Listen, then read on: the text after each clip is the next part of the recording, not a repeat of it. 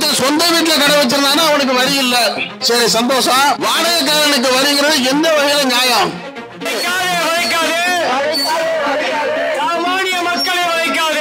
அவனே சொந்த இடம் இல்லாம வட்டிக்கு வாங்கி, வாசிக்கு வாங்கி, கடனுக்கு வாங்கி, இஎம்ஐ போட்டு வியாபாரம் பண்றானா வாடகை கடையில, அவனுக்கு 18% தயவு செய்து அரசாங்கமே நீங்க நினைச்சு பாருங்க, கொஞ்சமாச்சும் நியாயம் இருக்கா? ஜிஎஸ்டி வரி ஒரே நாடு ஒரே வரி என்ற எளிமையானது என்று அறிமுகப்படுத்தப்பட்டது.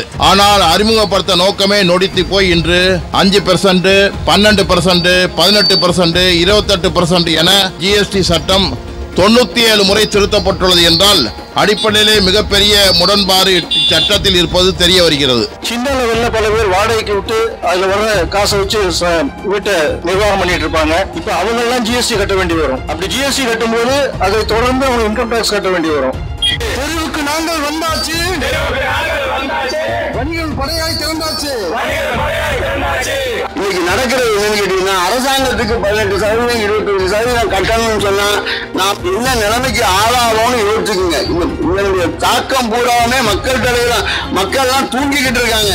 மக்கள் தலையில தான் அத்தனை விஷயங்களும் வந்து விடியும். 2018 with the rules 2019. இது என்ன சுருக்கம்னா, ஏற்கனவே நம்ம வாடகைலாம் ஒப்பந்தம் பண்ணிருப்போம். 11 மாசம் ஒப்பந்தம் கொடுப்பாரு அந்த பில்டிங்காரரு. இப்ப என்ன சொல்லுது, முறையா நீ ரெஜிஸ்ட்ரேஷன் பண்ணிக்க, இல்லாட்டி எந்த நிபந்தனையும் இல்லாம கட்டிட உரிமையாளர் காலி பண்ணா காலி பண்ணிருந்து ஒரு புதிய அமெண்ட்மெண்ட் போட்டிருக்காங்க.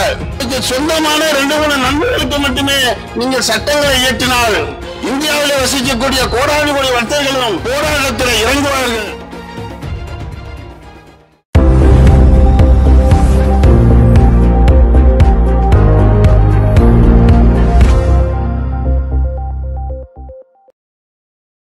இப்படி இதற்கு எப்படி வெல்லும் என்று பரிசாற்ற புதுக்கோட்டை மாவட்ட வர்த்தக கழகத்தினுடைய துணைத் தலைவர் அன்பிற்குரிய அஷ்ரப் அலி அவர்கள், மாவட்ட வர்த்தக கழகத்தினுடைய தலைவர் அன்பு சகோதரர் சாகுல் அமீதூர் அவர்கள் உள்ளிட்ட செயலாளர் கதிரேசன் அவர்கள், பொருளாளர் ராஜா முகமது அவர்கள் உள்ளிட்ட வர்த்தக கழக நிர்வாகிகளுக்கும் இந்த போராட்டத்தை வெற்றி பெற செய்ய வேண்டும் என்ற ஒரே நோக்கத்தோடு வருகை வந்திருக்கக்கூடிய புதுக்கோட்டை மாவட்டத்தில் இருந்து அனைத்து ஊர்களிலும் வந்திருக்கக்கூடிய தலைவர்கள், நிர்வாகிகளுக்கும் வியாபாரிகளுக்கும் என்னுடைய சார்பிலும் புதுக்கோட்டை மாவட்ட வர்த்தக கழகத்தின் சார்பிலும் மனமார்ந்த நன்றியையும் வாழ்த்துக்களையும் தெரிவித்து, இந்த போராட்டம் ஏன் என்பதை ஒரு 2 நிமிடங்களில் சுருக்கமாக நிறைவு செய்ய ஆசைப்படுகின்றேன். ஒரு குடும்பம் இருக்குன்னு வச்சுங்க, ஒரு வீட்டுல ஒரு புள்ள மட்டும்தான் சம்பாதிக்கிறவனா இருப்பான். ஆனா அதே மாதிரி அந்த புள்ளதான் இந்த நாட்டில் வந்து வர்த்தகர்கள். இந்த வர்த்தகர்கள் மட்டும்தான் சம்பாதிக்கிறாளுங்க, மத்தாலாம் சம்பாதிக்கிறாளுங்க இல்ல. அந்த குடும்பத்துக்கு சம்பாதிச்சு கொடுக்குற அந்த மகனுக்கு மட்டும் வரி மேல வரி, கண்டிஷன் மேல கண்டிஷன் போட்டா என்ன ஆயிடுவான், அவன் முடங்கிட்டா வீட்டுல அடுப்பு விளையாதுங்கிறது அரசுக்கு நான் தெரிவிக்க விரும்புறேன். இந்த அரசாங்கத்தை நடத்துறதுக்கு உறுதுணையா இருக்கிறது வர்த்தகர்கள் மட்டும்தான். வர்த்தகர் ஒவ்வொருத்தனும் குடும்பஸ்தான் தான்.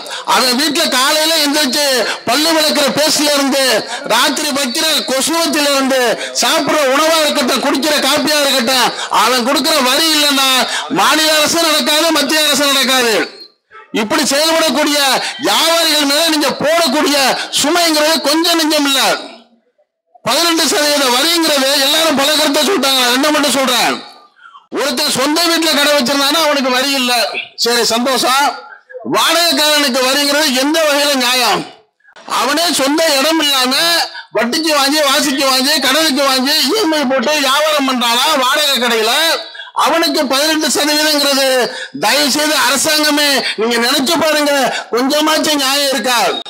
உங்களுக்கு நியாய உணர்வு இருந்தா நீங்க என்ன தெரியுமா செஞ்சிருக்கணும், இந்தியாவில் உள்ள வாடகை கடையில் இருக்கிறவங்களுக்கு எல்லாம் 18% அரசாங்கம் மானியம் கொடுக்குது. நீங்க கட்ட வேண்டிய வரியில இருந்து நாங்க விலக்கு கொடுக்கிறோம்னு சொல்லியிருந்தா உங்களை வரவேற்போம், உங்களை ஆதரிப்போம். மாறா நீங்க என்ன பண்றீங்க, வாடகை கடையில் இருக்கிறவங்க வரி போடுறீங்க என்றால் சம்பாரிச்சுக்கு கொடுக்கிற பிள்ளைய சாகடிக்கிறீங்க. ஒரு அளவுதான் பொறுப்பான் பிள்ளை. இப்ப ரோட்டுக்கு வந்துதான் பாருங்க, தமிழ்நாடு பூரா போராட்டம். நாங்க வரி கொடுக்கிறோம், அரசாங்கம் நடக்காது. இன்னொரு விஷயத்தையும் நான் சொல்றேன், ஒவ்வொரு வரியா கொடுக்கிற எங்களுக்கு மத்திய அரசு இந்த 18% வரியை விதிச்சு எங்க குறவலை நசுக்கிருச்சு. மாநில அரசு இன்னொரு வரி போட்டிருக்கு. Tamil Nadu regulation and rights and responsibility of landlord and tenant act 2017 and amendment by TN Act 13 of 2018 with rules 2019. இது என்ன சுருக்கம்னா தமிழ்நாடு சொத்து உரிமையாளர்கள் மற்றும் வாடகைதாரர்கள் உரிமைகள் மற்றும் பொறுப்புகள் முறைப்படுத்தல் சட்டம் 2017. இது என்ன தெரியுமா சொல்லுது? ஏற்கனவே நம்ம வாடகைகள் எல்லாம் ஒப்பந்தம் பண்ணியிருப்போம். 11 மாசம் ஒப்பந்தம் கொடுப்பாரு அந்த பில்டிங்காரரு. இப்ப என்ன சொல்லுது? முறையா நீ ரெஜிஸ்ட்ரேஷன் பண்ணிக்க, இல்லாட்டு எந்த நிபந்தனையும் இல்லாம கட்டிட உரிமையாளர் காலி பண்ணா காலி பண்ணிருந்து ஒரு புதிய அமெண்ட்மெண்ட் போட்டிருக்காங்க. ஆக நீங்க சொத்து வச்சிருக்கிறவனுக்கும் பெரிய பண முதலாளிகளுக்கும், அதாவது உங்களுக்கு சொந்தமான 2-3 நண்பர்களுக்கு மட்டுமே நீங்க சட்டங்களை இயற்றினால் இந்தியாவில் வசிக்கக்கூடிய கோடானு கோடி வர்த்தகர்களும் போராட்டத்தில் இறங்குவார்கள். அதற்கான அடித்தளம் தான் இன்று கொட்டுகிற மலைகளும் ஆர்ப்பாட்டம் செய்கின்றோம். உங்களுடைய திடீர் சட்டங்களை ரத்து செய்யுங்கள், அமெண்ட்மெண்ட் சட்டங்களை வாபஸ் பெறுங்கள் என்று வாய்ப்புக்கு நன்றி விடைபெறுகிறேன். நன்றி, வாழ்த்துக்கள். ஜிஎஸ்டி வரி 2017 ஒரே நாடு ஒரே வரி என்ற எளிமையானது என்று அறிமுகப்படுத்தப்பட்டது.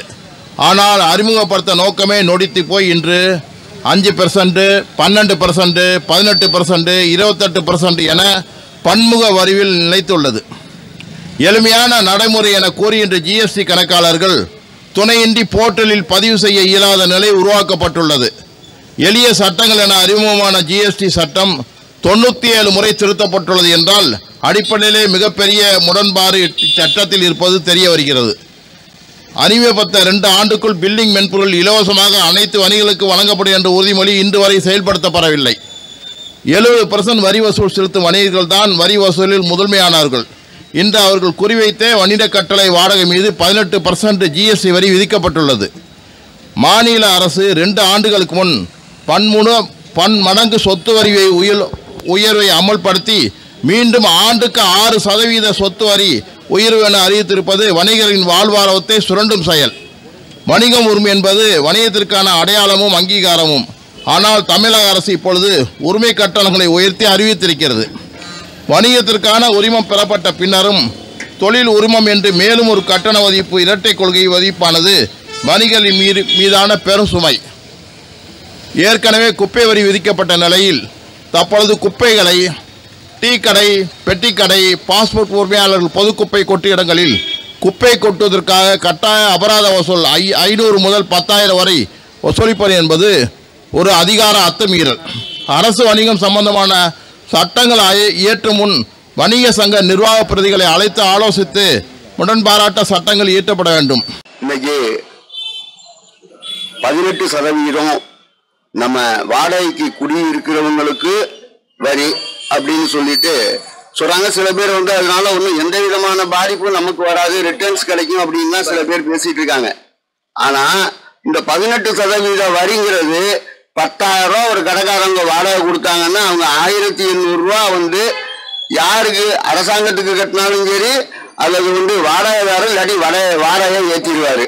இது இந்த பலு யார் மேல ஏறும்னு கேட்டீங்கன்னா மக்கள் தலையில தான் ஏறும். முதல்ல வியாபாரிகள் எப்படி இருக்கிறாங்க அப்படிங்கிறத காட்டியும் மக்கள் தலையில தான் இவருடைய தகவல் இந்த தாக்கம் ஏறும். அதனால எல்லா விஷயத்திலையும் இப்ப எடுத்துக்கிட்டீங்கன்னா 28% சில தொழில்களுக்கு சொல்லியிருக்காங்க. இந்த தொழில்களில் 28% இன்னைக்கு நம்ம கடைக்காரங்க யாராவது சம்பாதிக்கிறாங்களானே எனக்கு தெரியல. யாருமே சம்பாதிக்கிறது இல்லை. 28% சம்பாத்தியங்கிறது ரொம்ப ரொம்ப அதிகபட்சமான ஒரு விஷயம். என்ன கடையை நடத்துறோம், கடைக்கு உள்ள வாடகை இருக்குது, கடையில் இருக்க சிப்பந்திகளுக்கு சம்பளம் கொடுக்குறோம். இவ்வளவு விஷயங்களையும் தாங்கி நம்ம இந்த 20%, 18% நம்ம லாபம் சம்பாதிக்கிறது நம்ம கொள்ளக்காரன் வெளியில இருக்கிறவன்.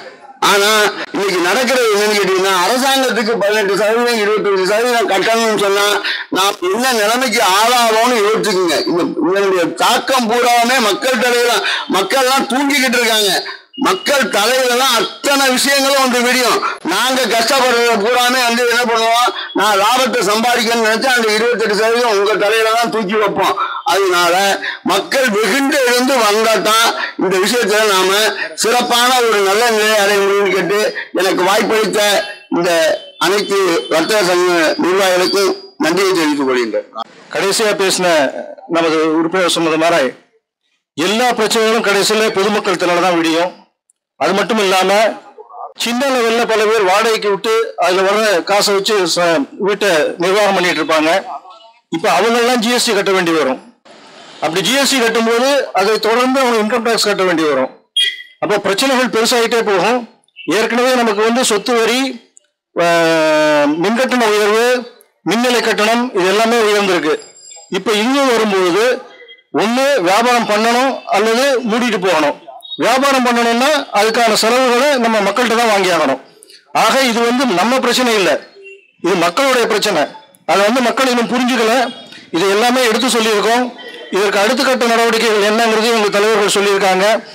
இந்த ஆர்ப்பாட்டத்துக்கு ஓரளவு நாங்கள் எதிர்பார்த்த அளவுக்கு வந்திருக்கிறீர்கள். இருந்தாலும் இன்னும் கூட நாங்கள் எதிர்பார்த்தோம். இருந்தாலும் அனைத்து சங்கங்களிலிருந்து தங்களது ஏகோபித்த ஆதரவை தந்த அனைவருக்கும் தனித்தனியாக நன்றி கூறி விடைபெறுகிறோம். நன்றி, வணக்கம். போடாதே போடாதே போடாதே போடாதே வரிகளை போடாதே வரிகளை போடாதே மத்திய மாநில அரசுகளே புதிகளாய் வரிகளை போடாதே ஆர்ப்பாட்டம் இது ஆர்ப்பாட்டம் ஆர்ப்பாட்டம் இது ஆர்ப்பாட்டம் வணிகம் காத்திர ஆர்ப்பாட்டம் ஆங்கில ஆண்டுக்கு 2 வரி அதுதான் ஜனவரி பிப்ரவரி ABCD EFG 26 எழுத்தாச்சு அதிகப்படியாய் GST நியாயம்தானா அரசாட்சி மாநகராட்சி மனசாட்சி